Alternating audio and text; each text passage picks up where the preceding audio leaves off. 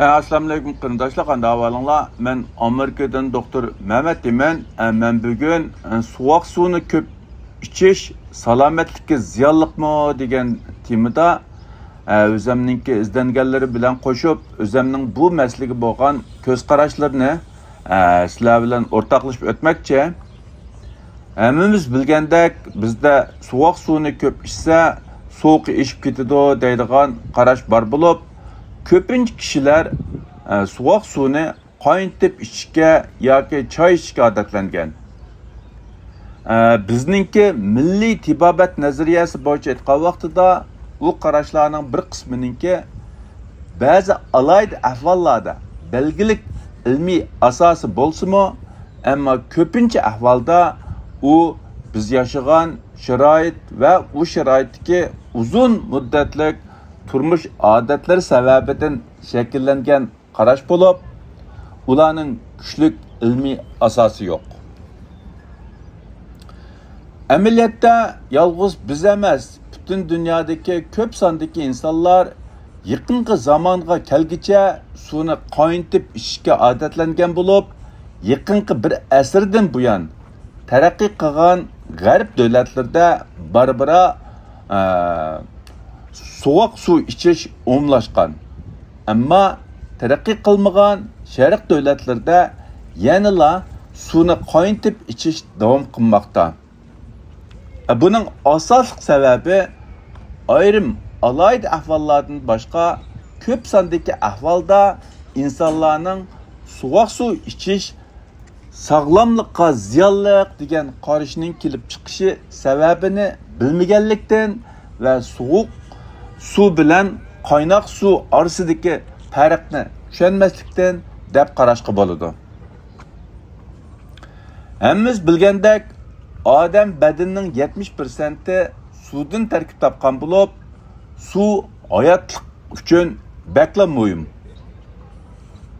Odam yemaklik yemay 30 kundan ortiq yashay olishi mumkin. Ammo suv ichmay bir hafta yashay olmaydi. Suv sog'lomlik uchun intayin muhim. U badan temperaturasini tengshash, bo'g'imlarni siliqlash, hazm qilishga yordam berish, badan ichidagi qoldiq moddalarni badan sirtiga chiqarib tashlashga yordam berish, terining sog'lomligini yaxshilash va badanning energiya saviyasini o'stirish qatorliq muhim xizmatlarni o'taydi. Suv o'xshamagan temperaturada suyuqlik, g'o'r, muz va qor qatorliq har xil o'xshamagan holatda mavjud bo'lib, mayli sovuq suv bo'lsin yoki issiq suv bo'lsin, hammasi badanda suv to'liqlash rolini o'taydi. Sovuq suvning yozda odamni ruhlantirish roli bor. Hamda u metabolizmni yaxshilaydi. Issiq suv bo'lsa, oshqozonni rahatlatib, hazm qilishga yordam berdi. Umuman qilib aytgan vaqtida insonlarning sovuq suv yoki issiq suv ichishi shaxsiy mayillik yoki tanlash bo'lib, suv pokiz bo'lsa, hech biri sog'lomlikqa ziyonli emas. Undaqda insonlarning sovuq suv ichish salomatlikka ziyonli degan qarashi yoki suvni qaynatib ichish odati nerdan kelgan yoki u qanday shakllangan?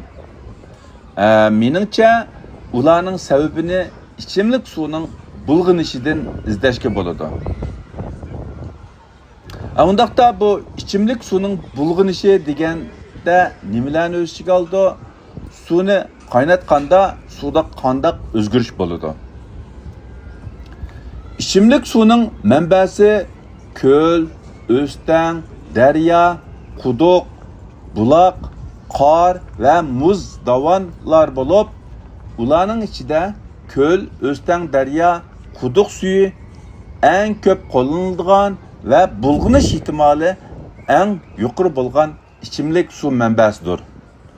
Suvning bulg'inishi biologiyalik bulg'inish va kimyalik bulg'inishdan iborat ikki cho'ng turlik bulg'inishni o'z ichiga oladigan bo'lib, Biyologiyalik bulg'unish deganda u qurt qo'ng'oz va mikroorganizm, jumladan bakteriya bilan bulg'unishni ko'rsatsa, kimyalik bulg'unish degan vaqtida suvda eriydigan har xil moddalar bilan bulg'unishni ko'rsatadi. Albatta, yuqoriqilardan boshqa yana suvning radioaktivlik bulg'unishimi bor bo'lib, u normalda bek ko'p uchirmaganligi uchun men bugun u to'g'risida tafsili to'xtalmayman.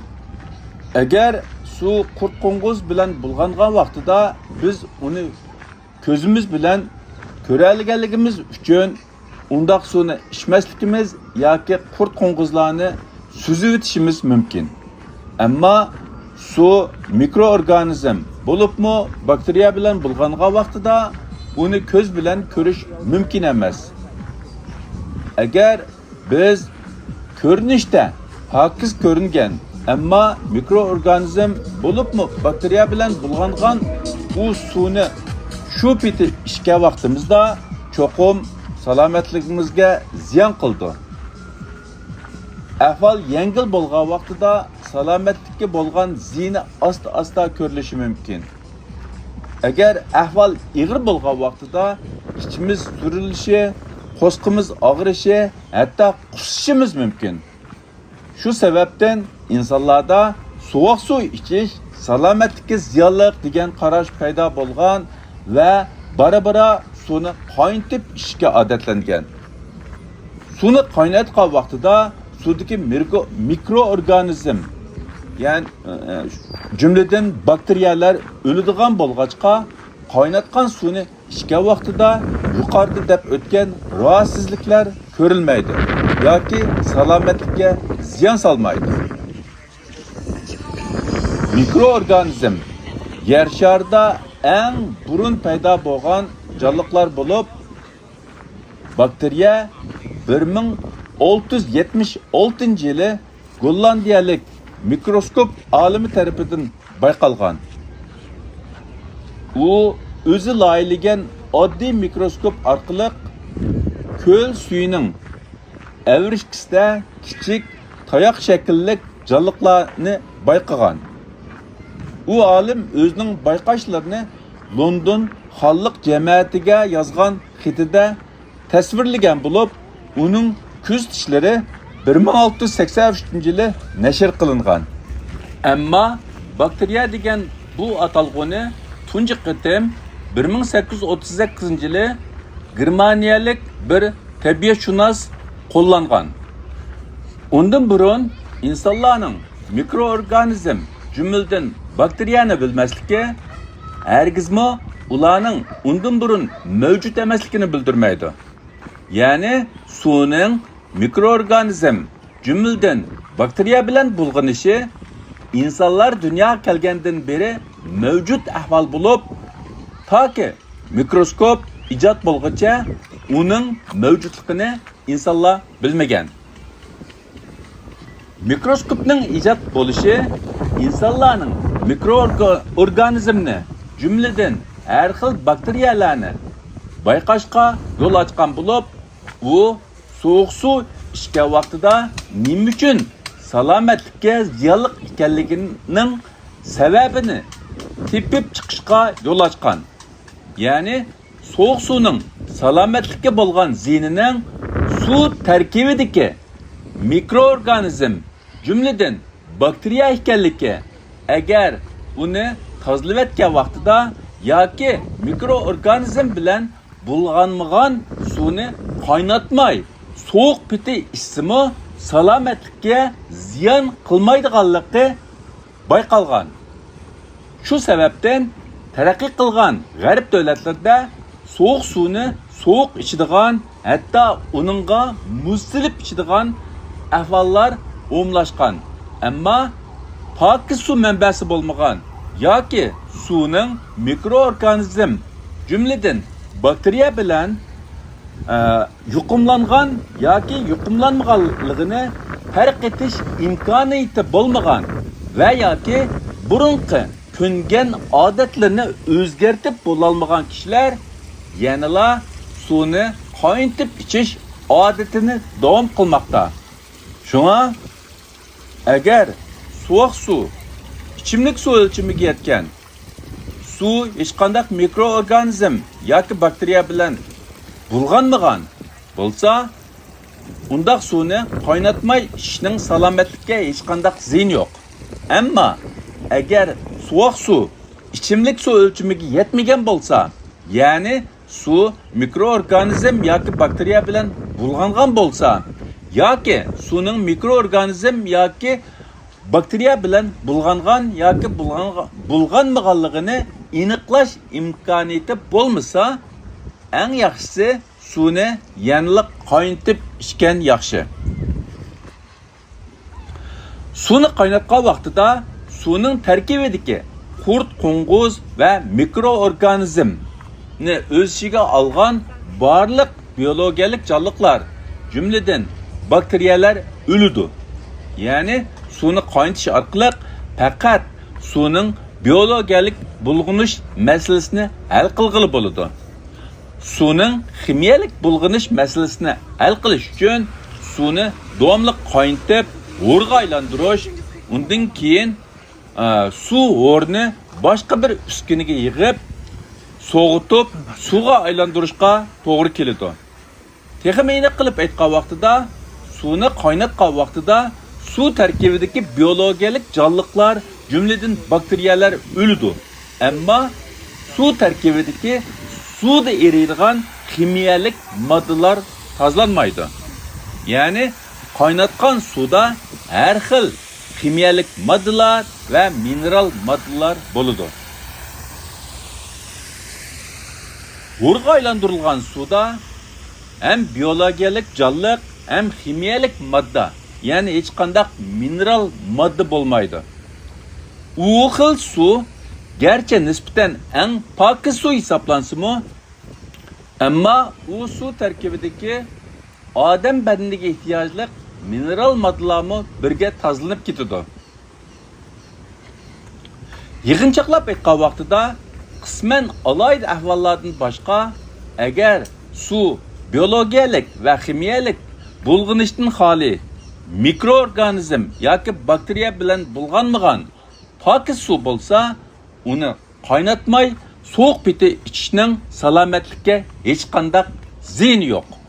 Ya'ni men yuqorida o'tgandagidek insonlarning sovuq suv ichish yoki qaynoq suv ichish, ya'ni suvni qaynatib ichish pokizlik masalasi hal bo'lgandan keyin u butunlay insonlarningki shaxsiy tanlashi va mayliqi bo'lib, har ikkilisi agar pokiz bo'lgan vaqtida salomatlikka hech qanday ziyon kelmaydi. Shunlashqa sovuq suv faqat pokiz bo'lgan vaqtida uni ichish salomatlikka ziyonli deb qarashning hech qanday ilmiy asosi yo'q. U qarashninki paydo bo'lishining tarixiy arx ko'rinishi men yuqorida o'tgandagidek shu asosligi suvninki bulg'anish masalasi bilan munosabatlik. Ya'ni biz suvni tozalab pokiz ichgan vaqtida yoki suv bulg'anmagan pokiz suv bo'lgan vaqtida uni biz mayli qaynatib ichaylik yoki sovuq pit ichaylik, hech qanday masala emas. Bu yerda eng muhimi bizningki ichgan suvniki pokiz suv yoki pokiz emasligini, bulg'angan yoki bulg'anganligini bilish. Anından keyin bu sovuq suvni ichgan vaqtimizda nima bo'ladiganligini farq etish, bu hammamizningki salomatlikka muhim bo'lgan, hammamiz ko'ngil bo'ladigan bir masala bo'lganligi uchun men bugun bu vaqtda o'zimning izlanganlarini va o'zimning bu masalaga bo'lgan qarashlarimni qarindoshlar bilan o'rtoqlashib chiqdim. Hammanglarningki diqqat berganinglarga ko'pdan ko'p rahmat. Agar bu vaqtda savolinglar bo'lsa, menga ayrim uchur qilsanglar bo'ldi. Allah hammamizning tinni salomat qilsin. Ko'rikishcha omon bo'linglar.